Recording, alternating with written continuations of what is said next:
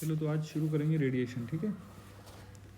अब रेडिएशन हमने देखा था, रेडिएशन कैसे होती है, when there is even in the absence of medium energy if it is travelling it is by means of radiation. अगर मीडियम नहीं है और एनर्जी फिर भी ट्रांसफ़र हो रही है तो उसको क्या बोलते थे, रेडिएशन, है ना। चलो देखो, ये है सन, कहाँ पे, यहाँ पे। सन से एनर्जी आती है ना, स्पेस में से आती है, आई और अर्थ पे गिरी। कुछ एनर्जी अर्थ की सरफेस से रिफ्लेक्ट होके चली जाती है, कुछ अर्थ के अंदर मिट्टी में घुस जाती है ना, और कुछ एनर्जी अर्थ एब्जॉर्ब करने के बाद वापस ट्रांसमिट कर देती है, ठीक है। इधर कितनी एनर्जी जाती है, एक इंसिडेंट एनर्जी जो सन से आई, एक जो अर्थ ने रिफ्लेक्ट कर दी रिफ्लेक्टेड एनर्जी, एक एब्जॉर्ब्ड एनर्जी जो अर्थ ने एब्जॉर्ब करके गर्म हो गई। जैसे दिन में जब सूरज तेज होता है तो मिट्टी बाहर गर्म हो जाती है ना, तो एब्जॉर्ब्ड एनर्जी होगी, ठीक है। फिर एक ट्रांसमिटेड एनर्जी, जितनी एनर्जी एब्जॉर्ब हुई उसमें से जो बच गई तो वो आगे ट्रांसमिट हो जाएगी, ठीक है। लेते हैं, इंसिडेंट एनर्जी थी 100 जूल, आई गिरी यहाँ पे, आई ऐसे गिरी यहाँ पे, ठीक है। उसमें से कुछ रिफ्लेक्ट हो गई, कितनी, 20 जूल। कितने हो गई, 20 जूल। उस 20 में से कुछ एब्जॉर्ब हो गई और कुछ आगे ट्रांसमिट हो गई, 50 जूल, ठीक है। अब हमें देखना है कि एब्जॉर्ब कितनी हुई। तो टोटल जो आई थी ये किसके बराबर होगी, इंसिडेंट, इन तीनों के सम के बराबर, reflected plus absorb plus transmitted, है ना। तो कर दी हमने तीनों का सम, 100 is 20 plus absorb energy plus 50 is transmitted वाली, एब्जॉर्ब कितनी आ गई, 30 जूल। ऐसे समझ लो कि ये एक, जैसे तुम्हारे घर में विंडो होती है ना, तो ये शीशा है, ग्लास, क्या है ये, ग्लास। तो बाहर से सनलाइट आई, कुछ तो ग्लास से रिफ्लेक्ट होके चली गई, कुछ ग्लास ने एब्जॉर्ब कर ली और कुछ ग्लास ने आगे रूम में ट्रांसफ़र कर दी तो ट्रांसमिटेड, ठीक है। समझ आई बात। तो क्या होगा, ग्लास थोड़ा सा गर्म हो जाएगा, विंडो गर्म हो जाएगी, और अगर एनर्जी बाहर से आती रही तो कमरा भी गर्म हो जाएगा, है ना, होता है ना ऐसे। तो इनके नाम याद रखो, incident energy, reflected energy, absorbed energy और ट्रांसमिटेड एनर्जी, ठीक है। चलो अब देखो, अब तुमने देखा होगा, मान लो हमने कोई चीज़ गर्म की, एक लोहे की बॉल ले ली हमने और उसको गर्म किया, कितने डिग्री तक, T डिग्री। ऐसे मान लो कि उसको हमने 500 डिग्री तक गर्म कर दिया। आपने 500 डिग्री तक गर्म किया तो क्या आपको, अगर आपके थोड़ी सी दूर उस बॉल को रखा जाए तो आपको कुछ गर्म फील होता है कि नहीं होता, होता है। तो वो गर्मी आप तक कैसे आती है, थ्रू रेडिएशन, ठीक है। कैसे आती है, थ्रू रेडिएशन। ये रूल है एक, a body having temperature T degree Celsius will radiate energy. अगर किसी बॉडी का कुछ टेम्परेचर है तो वो क्या करेगी, एनर्जी रेडिएट करेगी, ठीक है। अब देखो, अब ये कुछ टर्म्स हैं, ये समझ के अच्छे से याद रखनी है। सबसे पहली रिफ्लेक्टिव पावर। रिफ्लेक्टिव पावर क्या, ये वाली, कितनी रिफ्लेक्ट हो रही है ना। तो reflective power is reflected energy divided by incident energy. Reflective power is reflected energy divided by incident energy. This is also called as radiated power. क्या, this is also called as radiated power, ठीक है। जैसे car में radiator होते हैं, है ना, तो वो क्या करते हैं, इंजन से हीट उन पे गिरती है और वो आगे रिफ्लेक्ट कर देते हैं, है ना, समझे। इस रेडिएटेड पावर को यहाँ पे भी डाल सकते हो ट्रांसमिटिव में, ठीक है, क्योंकि दोनों ही एक जैसा काम कर रहे होते हैं, बट थोड़ा सा डिफरेंस है, ठीक। फिर एब्जॉर्प्टिव पावर। एब्जॉर्प्टिव कौन सी, ये जो एब्जॉर्ब हो रही थी, जो मटेरियल एब्जॉर्ब कर ले रहा था, ठीक है। तो एब्जॉर्प्टिव पावर किसके बराबर होती है? Absorbed energy divided by incident energy, इसका सिंबल छोटा है, ठीक है। अब इनके नाम है, सिर्फ नाम है पावर, देख एनर्जी डिवाइडेड बाय एनर्जी क्या हो जाएगा, जूल और जूल कट जाएगा, तो ये एक रेशो है असल में। एब्जॉर्प्टिव पावर इज रेशो, कोई पावर नहीं है ये रेशो है, ठीक है। जैसे तुमने कितना याद कर लिया 50%, तुमने कितना पढ़ा था 100%, तो तुम्हारी एब्जॉर्प्टिव पावर कितनी है 50/100, तो 1/2, आधी, 50%, है ना। अब एब्जॉर्प्टिव पावर किसकी ज़्यादा होती है? जो आँखों में काजल लगाते हैं। It absorbs heat energy from sunlight. तो काजल क्यों लगाते हैं आँखों में?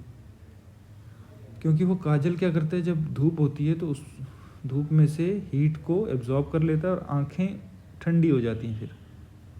नहीं तो वो सनलाइट डायरेक्टली आँखों पे गिरती तो आँखें गर्म हो जाती ना। तो आँखों को ठंडा रखने के लिए काजल लगाया जाता है, ठीक है। और काजल की एब्जॉर्प्टिव पावर कितनी होती है? More than 98%। 98% हीट को एब्जॉर्ब कर लेता है वो। तो खाली 2% हीट जो सनलाइट में है वो आपकी आंखों तक पहुंचती है, समझे। Next ट्रांसमिटिव power. ट्रांसमिटिव कौन सी? ये लास्ट वाली जो आगे रूम में पहुंच गई थी। तो transmissive power is transmitted energy upon incident energy, है ना। फॉर एग्जांपल ग्लास क्या करता है? It transmits almost 100% of the energy, है ना। अब तुमने देखे होंगे कुछ ग्लास होते हैं रिफ्लेक्टिव ग्लासेस, है ना। बाहर से देखो तो बहुत चमकते हैं, धूप जब धूप गिरती है बहुत चमक रहे होते हैं और धूप अंदर नहीं जा पाती, है ना।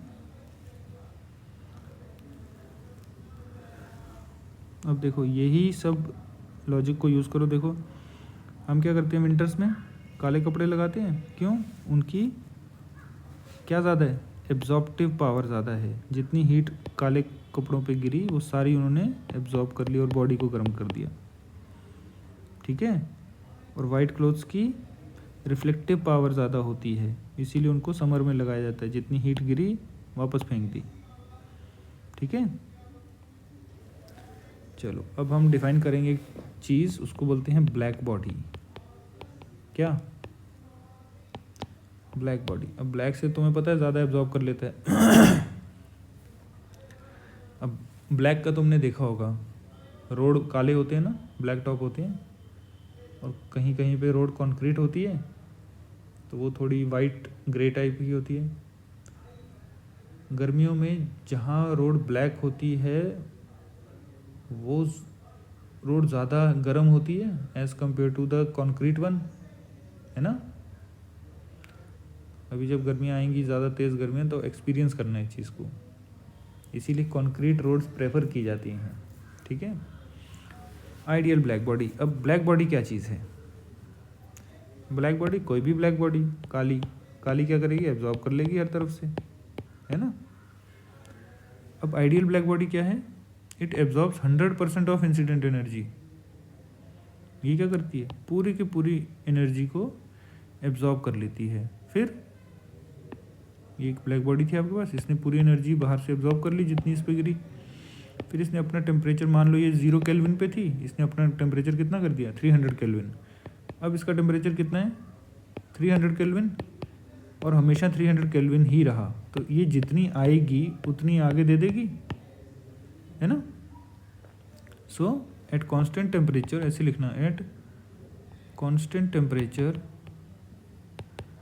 Ideal black body absorbs 100% of incident energy and radiates 100% of absorbed energy, ठीक है। ये आई इंसिडेंट एनर्जी, इसका टेम्परेचर कांस्टेंट रहा, ये क्या करेगी? ये सारी की सारी को एब्जॉर्ब कर लेती है और फिर इसको आगे रेडिएट कर देती है, ठीक है। ये पर्पल वाली एब्जॉर्ब कर ली इसने सारी, बॉडी गर्म हो गई, फिर इसने इसको रेड वाली की तरह रेडिएट कर दिया बाहर, ठीक है। At constant temperature ideal black body radiates entire energy which is absorbed bye it, ठीक है।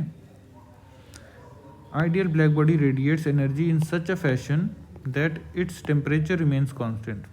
समझे? टेम्परेचर कांस्टेंट रहना चाहिए, नहीं तो मान लो ये पहले 0 डिग्री सेल्सियस पे थी, कुछ हीट आई पीछे से, सनलाइट गिरी, तो ये क्या करेगी 0 डिग्री को, टेम्परेचर बढ़ाएगी, है ना, ठंडे से गर्म होने लगेगी, तो कुछ ना कुछ एनर्जी खा जाएगी ये गर्म होने के लिए। मान लो 100 जूल आए, 20 ये खा गई, तो 80 ही रेडिएट कर पाई ना। तो ये तब आइडियल ब्लैक बॉडी नहीं होती, जब ये जितना आया उतना रेडिएट किया, इस सिचुएशन में इसको आइडियल ब्लैक बॉडी बोला जाता है। ठीक है, अब यहाँ एक टर्म और डिफाइन करेंगे, क्या, एमिसिव पावर। कौन सी पावर, एमिसिव पावर। एमिसिव पावर का सिंबल बड़ा ई।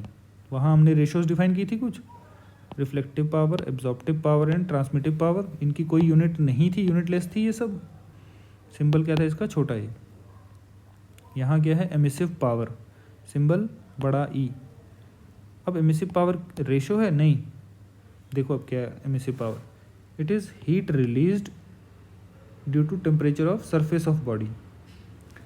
जो भी सरफेस का टेम्परेचर होगा ना इस बॉडी के, जैसे सन की सरफेस का टेम्परेचर कितने डिग्री सेल्सियस है, ये होमवर्क हो गया। ठीक है, फाइंड टेम्परेचर ऑफ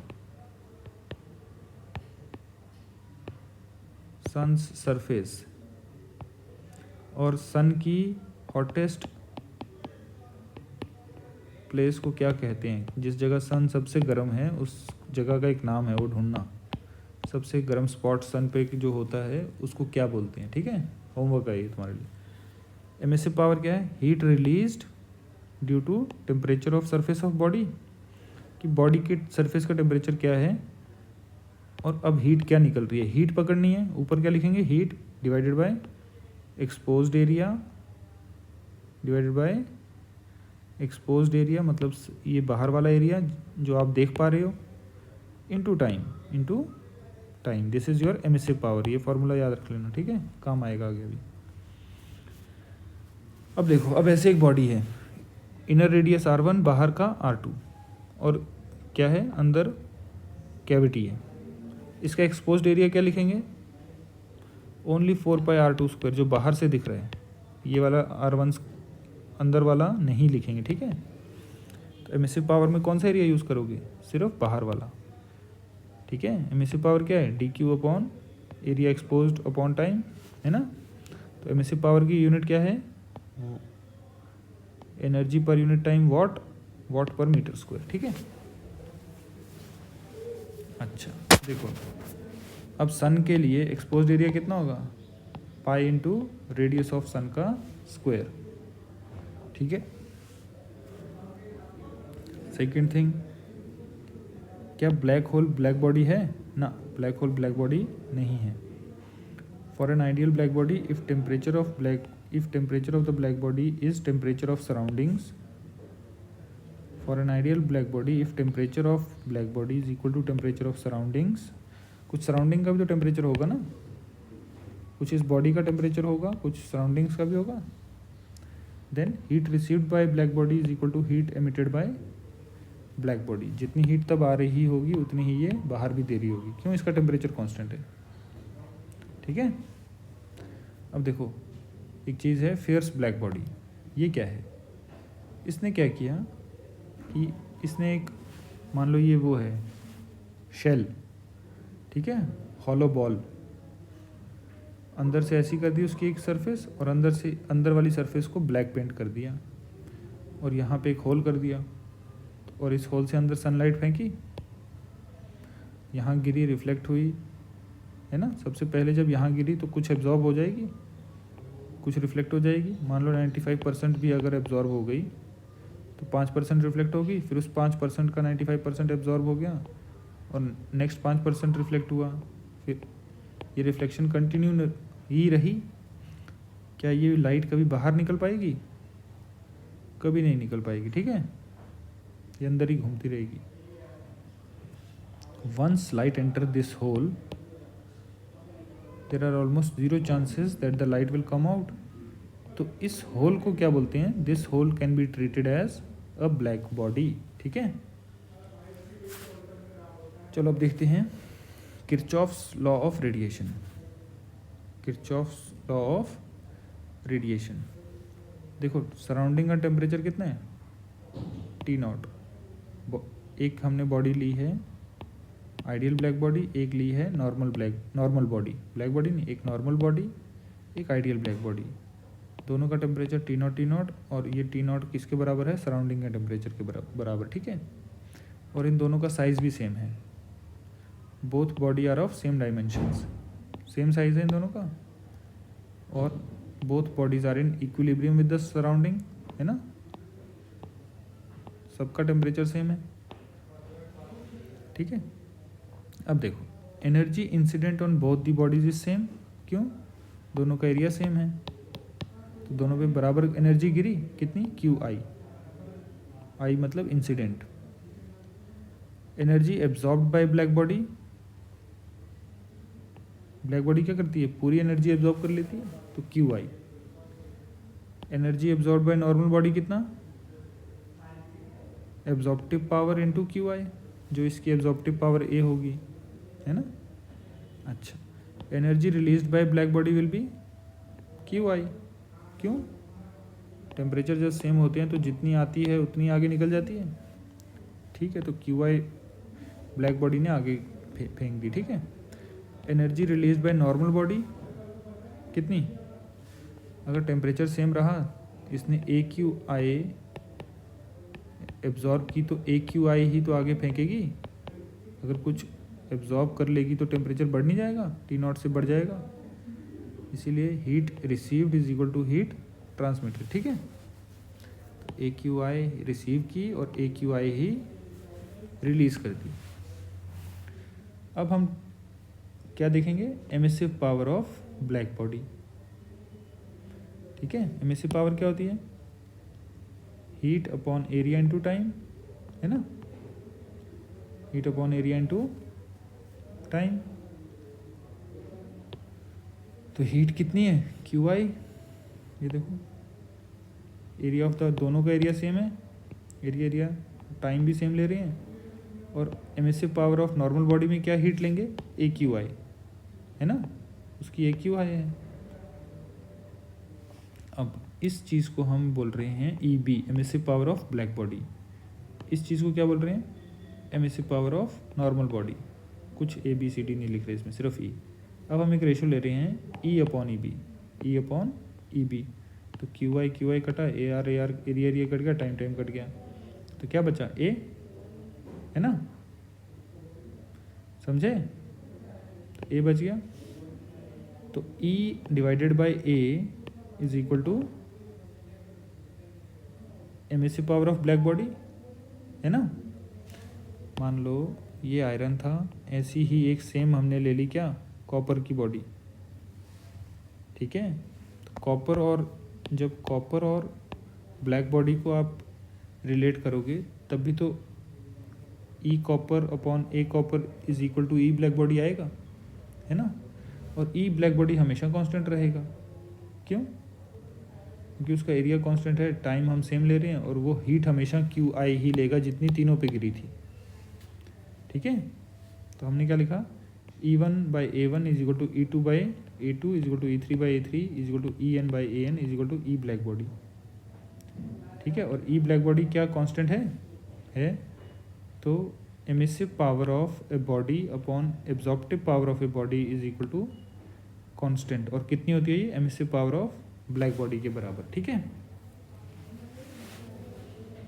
तो E1 by A1 is equal to E2 by A2 it is equal to E of black body, और ये कितना होता है, Q upon area into time, ठीक है। तो यहाँ से हमें क्या पता चला कि ये रेशो तो सेम है सबकी, और ये डिफरेंट है इन दोनों की, तो जितनी ये रिसीव करेगा उतनी ही इसको आगे ट्रांसमिट भी करनी पड़ेगी, है ना। जितनी आयरन रिसीव करेगा उतनी ही आयरन को आगे एमिट भी करनी पड़ेगी, तभी तो तीनों के टेम्परेचर T रहेंगे। So good absorbers are good emitters, जो जितनी ज़्यादा हीट लेगा उसको उतनी ज़्यादा हीट आगे एमिट करनी पड़ेगी। हमने क्या बोला, good absorbers are good emitters. फिर गुड एब्जॉर्बर कौन बनेगा,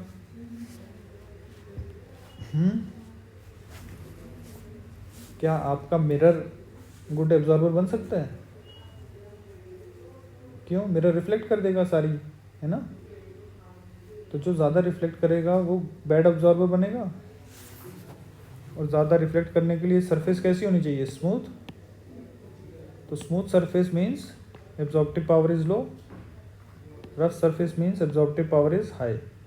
एब्जॉर्प्टिव पावर लो मतलब एमिशन भी लो होएगी, है ना? एब्जॉर्प्टिव पावर हाई मतलब एमिशन भी ज़्यादा होगी, ठीक है? So good absorbers are generally black and rough, ठीक, and then they radiate more. जो जितनी ज़्यादा एब्जॉर्ब करेगा, जो जितनी ज़्यादा हीट एब्जॉर्ब करेगा वो उतनी ज़्यादा ही तो रेडिएट करेगा लास्ट में, ठीक है? So white and shiny surfaces are bad absorbers, black and rough surfaces are good absorbers and they radiate more, ठीक है? अब आ जाओ, एक टर्म हम डिफाइन कर रहे हैं, emissivity of a body. Emissivity किसके बारे में?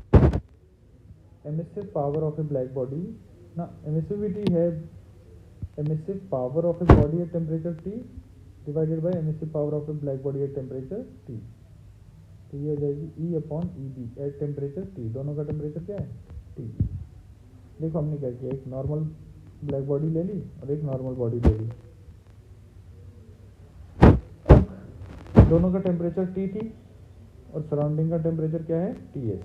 ये TS और TS ज़्यादा है T से, ठीक है? तो बाहर से एनर्जी गिरी दोनों पे, ठीक। अब ब्लैक बॉडी ज़्यादा एनर्जी एब्जॉर्ब करेगी, है ना? 100% जितनी गिरेगी सारी एब्जॉर्ब करेगी। और बाहर एनर्जी क्या करेगी? एमिट करेगी। उसकी आगे एमिटेड एनर्जी EB और नॉर्मल बॉडी की एमिटेड एनर्जी कितनी? E। Emissivity of a body, इस बॉडी की एमिसिविटी निकाल रहे हैं तो क्या आ जाएगी?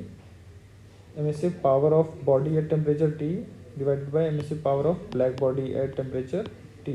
तो एमिसिविटी का सिंबल क्या है? छोटा ई। तो छोटा ई कितना आया?